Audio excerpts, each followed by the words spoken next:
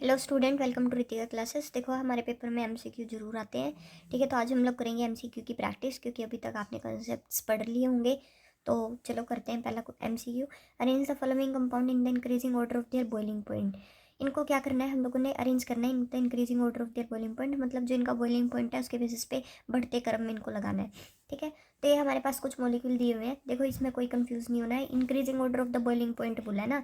तो फिर क्या करना है, हम लोगों ने ये देखना है कि किसका सरफेस एरिया ज़्यादा है। जितना ज़्यादा सरफेस एरिया होता है ना किसी का, उतना ज़्यादा उसका बॉइलिंग पॉइंट होता है। तो देखो, सबसे ज़्यादा फैला हुआ कौन है, ये। तो मतलब सबसे ज़्यादा बॉइलिंग पॉइंट इसका होना चाहिए।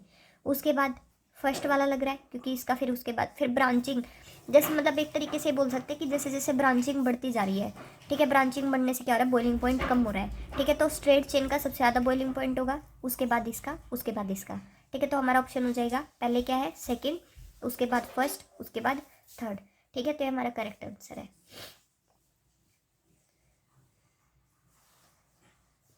अब हमारा जो नेक्स्ट एमसीक्यू है वो है which of the correct increasing order of the boiling point of the following compound. इनका बॉइलिंग पॉइंट के बेसिस पे हम लोगों ने अरेंज करना है। तो अब देखो क्या है कि हमारे पास पहला दिया आइडो, ब्रोमो, ब्यूटेन तो सब में कॉमन है। ठीक है, पहले दिया आइडो, फिर दिया ब्रोमो, फिर दिया क्लोरो। अब एक बात याद रखना कि जितना ज़्यादा हमारे पास मोलिकुलर मास होता है, ठीक है, उतना ज़्यादा उसका बॉइलिंग पॉइंट भी होता है। अब देखो, इसमें आइडो जुड़ गया, आइडो बहुत ज़्यादा मोलिकुलर मास वाला है। ठीक है, उसके बाद ब्रोमो है, उसके बाद क्लोरो है। तो हमारा जो अरेंजमेंट हो जाएगा बॉइलिंग पॉइंट का वो ये हो जाएगा। ठीक है, तो ऑप्शन ए इज करेक्ट होगा।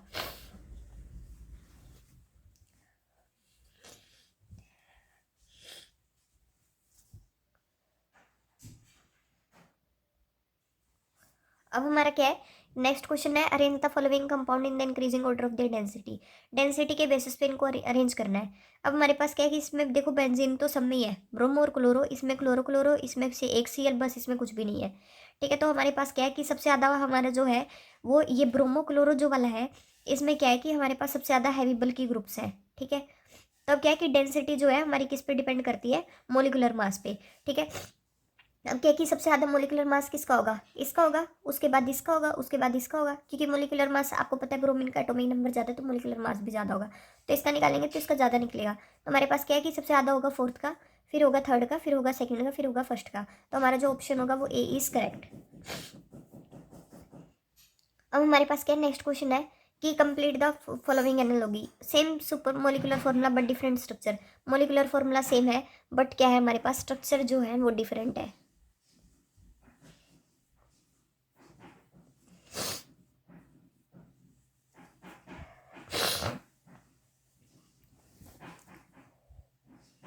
मोलिकुलर फॉर्मूला देखो, हमारा क्वेश्चन नेक्स्ट है complete the following analogy, same molecular formula but different structure. हमारे पास क्या है कि मोलिकुलर फॉर्मूला तो सेम है बट स्ट्रक्चर से डिफरेंट है। तो हमारे पास वो क्या होते हैं, वो non super imposable mirror image है। और non super imposable mirror image क्या होती है, एनेंशियोमर्स होते हैं। और अगर कोई नॉन सुपर इम्पोजिबल इमेज है और एनेंशियोमर्स है, एनेंशियोमर नॉन सुपर इम्पोजिबल मतलब अगर मान लो कि हमारे पास क्या है कि जो ये ए है, ठीक है, ये हमारे पास ये बी बना लेते हैं, इसकी सुपर मिरर इमेज होगी ऐसी बी। ठीक है, और जब हम इसको एक के ऊपर एक रखेंगे ना तो ये सुपर इम्पोज नहीं होंगे, वो होते हैं non super imposable mirror image. और वो क्या होते हैं, एनेंशियोमर्स होते हैं।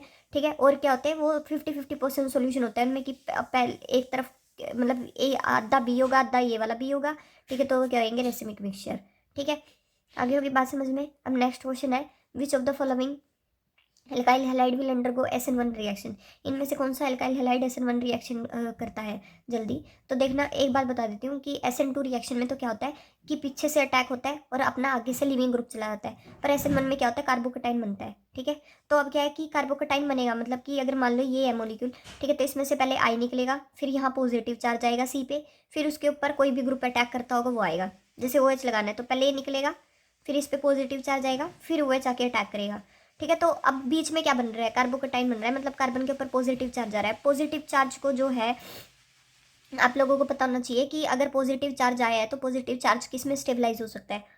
अब क्या है कि अगर मान लो कि किसी की कोई मान लेते हैं फॉर एग्जांपल, उस किसी बंदे को पैसे की ज़रूरत है। ठीक है, तो अगर उसको मान लो एक बंदा देगा तो उसकी इतनी हेल्प नहीं हो पाएगी एज़ कम्पेयर टू अगर उसको मान लो 5-6 बंदे दे रहे हैं। तो इसमें ये क्या है, जैसे पॉजिटिव बना, इसमें 3 मिथाइल इसको इलेक्ट्रॉन देंगे तो पॉजिटिव स्टेबलाइज हो जाएगा। तो 3 डिग्री में SN1 रिएक्शन बहुत जल्दी होती है as compare to 2 degree, as compare to 1 degree. ठीक है, SN2 रिएक्शन में इसका उल्टा होता है, क्योंकि वहाँ पे क्या होता है कि 3 डिग्री अगर मान ले हम लोग क्या कहते हैं, जैसे मान लेते हैं हम लोग ये 3 डिग्री 2 डिग्री 1 डिग्री है हमारे पास SN1 में। पर क्या होता है कि SN2 में ना स्टीरिक हिंड्रेंस वाला केस आ जाता है, क्योंकि उसमें क्या होता है कि आगे से तो मोलिक्यूल जाता है और पीछे से कोई अटैक करता है। ठीक है, तो पीछे से कोई अटैक तभी करेगा ना जब आगे वाला जाएगा, और आगे उसको मतलब थोड़ी सी वो जगह होनी चाहिए ना अटैक करने की। तो उसमें क्या होता है, SN2 में इसका उल्टा होता है, प्राइमरी पे जल्दी हो जाता है as compare to secondary, as compare to tertiary. ठीक है, अब हमारे पास क्या है कि इसमें बोला है, चलो जो हम लोग अपने टॉपिक से चले गए थे दूर, ऐसे एल्काइल हैलाइड जो कि SN1 रिएक्शन जल्दी कर देंगे। आयोडीन बहुत बड़ा बल्कि ग्रुप है, ये क्या है कि ये जल्दी निकल जाएगा इसमें से। ठीक है, तो हमारे पास SN1 रिएक्शन जो है वो बहुत जल्दी किसमें होगी, इस वाले मॉलिक्यूल में होगी, तो हमारा करेक्ट आंसर होगा ये।